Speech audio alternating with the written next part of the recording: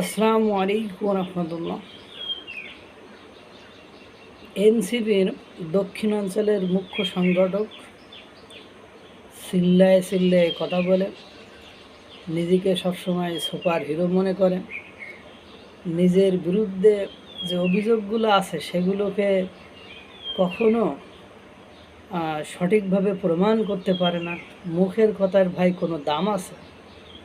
মুখের কথাই তো কেউ সন্ত্রাসী, ধর্ষণকারী, লুটতরাজকারী, হত্যাকারী, সে কখনো বলেছে আমি যে হত্যা করেছি, আমি ধর্ষণ করেছি, আমি লুটতরাজ করেছি, আমি চাঁদাবাজি করেছি, আমি নিয়োগ বাণিজ্য করেছি?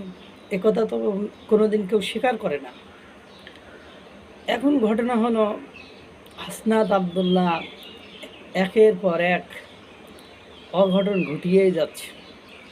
অবশ্য সে তার প্রথম দিকে 5ই আগস্টের পরে প্রথম দিকে সকল পোস্টে ওই একটা কথাই বলেছে যে আওয়ামী লীগ যদি কোনো কারণে ফিরে আসে তাহলে আমার মৃত্যু ছাড়া আর বিকল্প কোনো ওয়ে বা পথ নেই।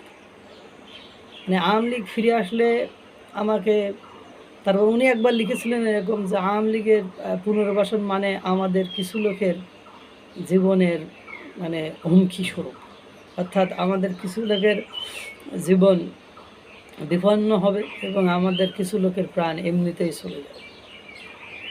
এখন ঘটনা হয়েছে, উনি একটা কথা দেখলাম একটু আগে, এখন টিভির একটা প্রকাশিত হয়েছে যে তথ্য সন্ত্রাস দিয়ে আমাকে থামানো যাবে না।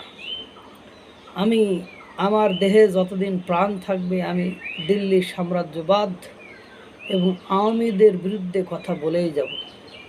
ঠিকই বলছেন, যে কারণ উনি এই 5ই আগস্টের পরে যে ঘটনা ঘটিয়েছে, 5ই আগস্টের আগেও যে ঘটনা ঘটিয়েছে এবং 5ই আগস্টের পরে যে ঘটনা প্রকাশিত হয়েছে, সব কিছু অ্যানালাইসিস করলে উনি আসলে বিপদগ্রস্ত। কারণ আওয়ামী লীগের পুনর্বাসন বা আওয়ামী লীগের ফিরে আসা মানে অন্য কার কী হবে আমি জানি না, কিন্তু হাসনাত আবদুল্লাহর নিস্তার নেই, এটা সে খুব ভালো মতোই জানে।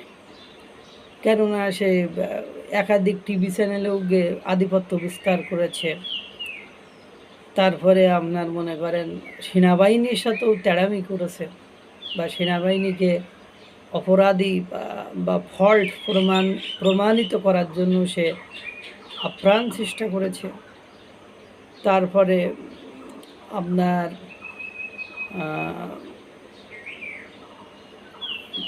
তার সেই কোটি টাকার গাড়ি ব্যবহার সহ বন্যার টাকা সব কিছু মেলায় উনি আসলে একটু বিপদের মধ্যে আছে।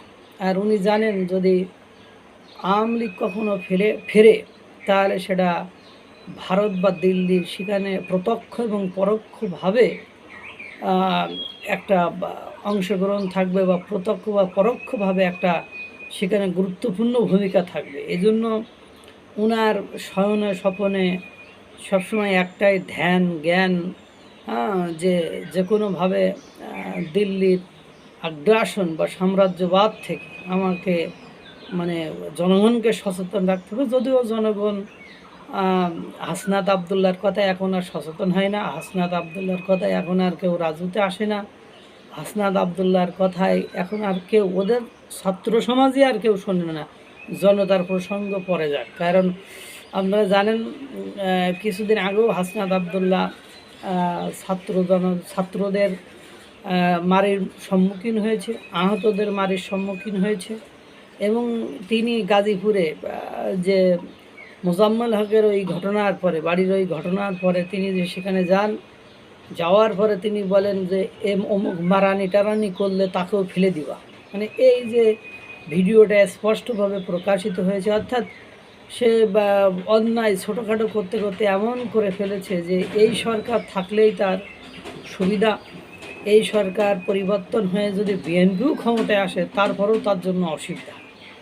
কারণ তখন যদি দুদক অ্যাক্টিভলি ফাংশন করে তখন তার বিরুদ্ধে এবং তার মতো আরও যারা এনসিপির নেতা আছে তাদের বিরুদ্ধে নিশ্চিত অভিযান চলবে, দুদকের অভিযান চলবে।